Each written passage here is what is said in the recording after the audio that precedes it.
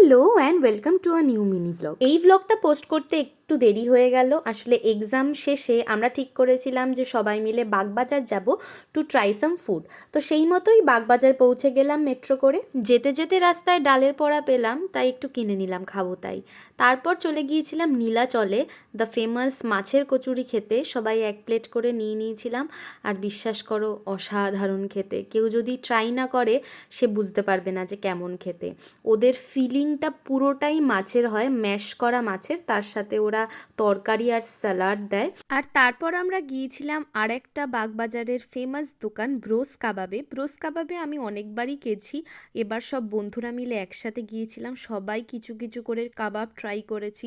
আর এখানে আমার বন্ধুরা কাবাবের সামনেই দাঁড়িয়েছিল কখন কাবাবটা দেবে। যাই হোক, আমি করেছিলাম টাংরি কাবাব ফর আ চেঞ্জ। অ্যাকচুয়ালি আমি থাইয়ের পিসটা পাইনি, তাই আমাকে টেংরি নিতে হয়েছিল, কিন্তু একদমই আক্ষেপ করিনি, ভীষণ ভালো ছিল।